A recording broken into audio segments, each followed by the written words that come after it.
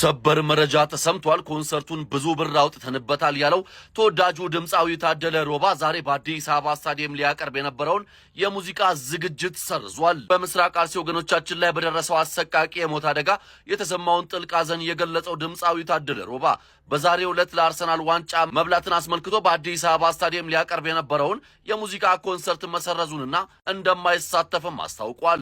እንደ ህዝብ ልጅነቴና እንደ ኦርቶዶክስ እምነት ተከታይነቴ ገኔ ላይ የደረሰው ሐዘን የኔም ሐዘን ነው።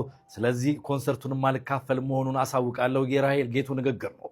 እስካሁንም ሳሚዳን፣ ታደለ ሮባ እንዲሁም ራሄል ጌቱ በዚህ ኮንሰርት እንደማይሳተፉ አድርገዋል። ሰናይ ቀን ተመኘ። ድምፃዊ ሳሚዳን ዛሬ ከሚደረገው የአርሰናል ደጋፊዎች ኮንሰርት ራሱን አግልለዋል። በኮንሰርቱ ላይ ስራቸውን ያቀርባሉ ተብለው ከተዘረዘሩት ድምፃዊያን መካከል አንዱ የነበረው ሳሚዳን ከህዝቡ የሚቀርብለትን ጥያቄዎችና አስተያየቶች ከግምት ውስጥ በማስገባት ከዝግጅቱ መውጣቱን አስታውቋል። የህዝቡን ጥያቄ ተቀብያለሁ ያለው ድምፃዊው ለኢትዮጵያ ሰላምም ተመኝቷል። ይህ የሳሚዳን እርምጃ በሶሻል ሚዲያ ላይ መነጋገሪያም ሆኗል። የእናንተስ ምላሽ ምንድነው? ሳሚዳን ትክክለኛ ውሳኔ ወሰነ ወይስ አልወሰነም? ኮሜንት ላይ እንወያይበት። አዲስ ከሆናችሁ ደግሞ ፎሎ ማድረግ እንዳይዘነጋ። ሰላም ጤና ይስጥልኝ፣ እንዴት ናችሁ? ይህንን መልእክቴን እንግዲህ ለሁሉም እንድታደርሱልኝ እፈልጋለሁ። በዛሬው ኮንሰርት ላይ አልገኝም። ሁለት ነገሮች ናቸው እንግዲህ እንድንገኝ ፈልጌ የነበረው። የመጀመሪያው ላይ እስካሁን ስንሰራበት የነበረው ያው ጀነሬት ከሚደረገው ኢንካም ላይ ለወገኖቻችን እንደርሳለን የሚለው ሐሳብ እንትን አድርጎ ነበር። ኦኬ በሙያችን ማገዝ የምንችል ከሆነ አይ ቲንክ ይሄ ጥሩ እንትን አለው ብዬ አስቤ ነበረ። ግን ደግሞ አይ ግድ የለም ሐዘን ላይ ነን፣ ይሄኛው ይለፍና ከዛ በኋላ ያለውን ብናደርግ ይሻላል የሚለው ደግሞ አመዝኖብኛል። እኔም እንደ አንድ ኢትዮጵያዊ የኢትዮጵያዊ ሐዘን ይገባኛል፣ አንደርስታንድ በዛ ውስጥ ነው ያደግኩትኝና ግድ የለም ይሄኛው ይለፍ ሳሚ ማን የሚል መልእክቱ ብዙ ስለደረሰኝ ኦኬ እኔ ያንን እቀበላለሁ። ከህዝብ ድምጽ መሆኑ ውጪ መሆኑ በራሱ ስሜት አይሰጥምና እኔ እቀበላለሁ ያንንና የዛሬ ኮንሰርት ላይ አልገኝም።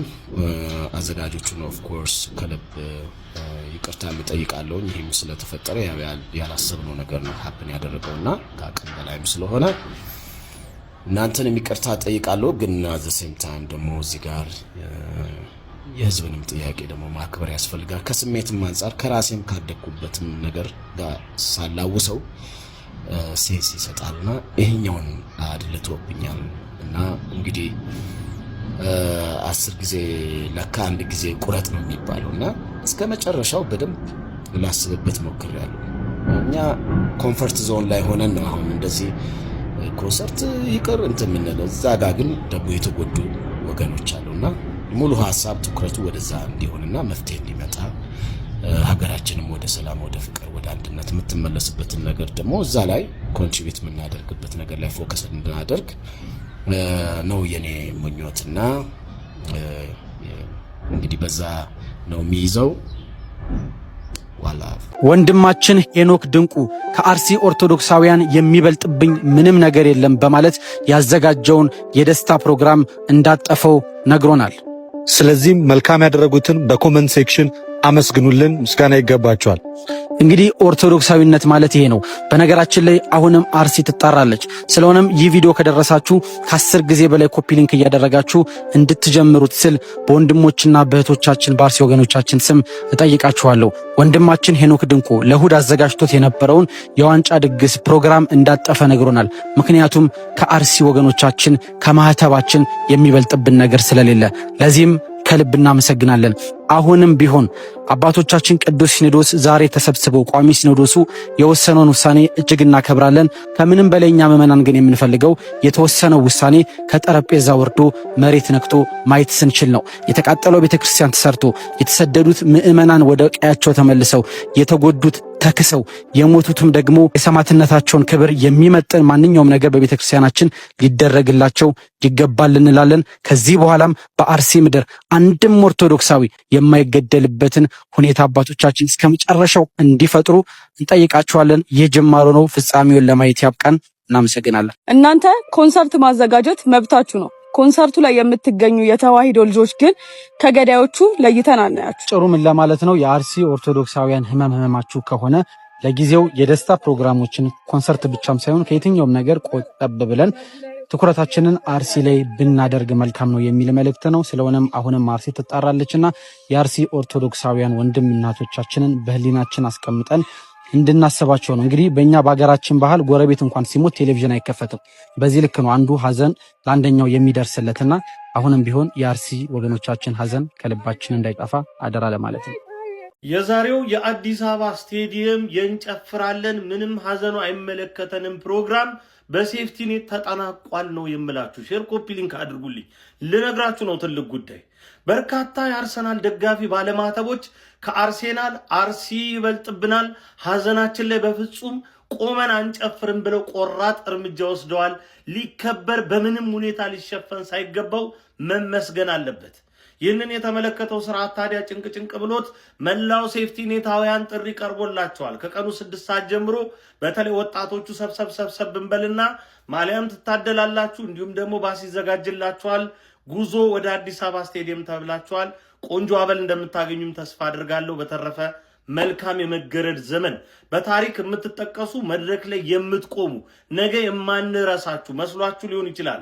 ዛሬ የቆማችሁበት ነገር ትምክህትን ፈጥሮባችሁ ሊሆን ይችላል። ነገር ግን ታሪክ ይመዘግባል። እናወራርዳለን። መድረኩን እየመራችሁ እያንቀለቀላችሁ ያላችሁ አርቲስቶች፣ የማህበራዊ ሚዲያ ሰዎች የጊዜ ጉዳይ ነው። መደምደም ነው የምፈልገው። ይህንን አጀንዳ አድርገን እንድንለፋበትም ስለተፈለገ አንቆይበትም፣ እዚህ ጋር እንዘጋዋለን። በተረፈ ግን ጠቅላይ ሚኒስቴሩ መግለጫ ሰጡ። አባቶቻችን ከእንትን ጋር ተወያዩ ብላችሁ ለምታጨሱና ለምትጫጫሱ ሰዎች ምንም እያላችሁ አይደለም፣ ገዳዩን አይደለውም እያላችሁ ነው። ምርጫን ተገን በማድረግ ሌሎች ናቸው እያለ ነው። ይህ ጉዳይ እንግዲህ ምርጫ ሳይመጣ ከ6 ወራት በፊትም ሲፈጸም ነበረ። ማን የፈጸመው? እኚህን አባት እስቲ እንስማቸው ሐቃቸውን። መሃል አዲስ አበባ ቁጭ ብለው መልካቸውን እያሳዩ በማንም ሳይቀጠሩ እንባቸውን እያፈሰሱ እውነትን የተናገሩ እኚህን አባት እንስማ። ፖሊስ ጣቢያ ኮማንዶሩ ጋር ሲሄድ አንዱ አንድ እጄን ያዘኝ፣ አንድ እጄን ያዘኝ፣ አንዱ ደግሞ ምን ሰራው? ህገ መንግስቱን ያልጣሱ ምንድነው የበደሉት ነገር የበደሉት ምንድነው? ባካችሁን ተውኝ ስል ሰማኛለህ አንተ ልበ ወርቅ ባለ ማህተብህን ጠበቅ አድርግና በየሁኔታ በየአካባቢህ በየጓደኞችህ በየገባህ ልክ በሀገር ውስጥም በውጭም ተደራጅ። በዋናነት ጀማው ቅዳሜ በኢትዮጵያ ታሪክ ታይቶም ተሰምቶም የማይታወቅ ኢቨንት ነው እንግዲህ ይዘንላችሁ የመጣ ነው። ይህንን ነገር ለማሳካት ከጎናችን የመንግስት አካላቶች አሉ። እንደምታዩት የባርዳስ ባለቤትን ጨምሮ በጣም ብዙ አካላቶች አሉና እጅግ በጣም የለፋንበት ኢቨንት ነው።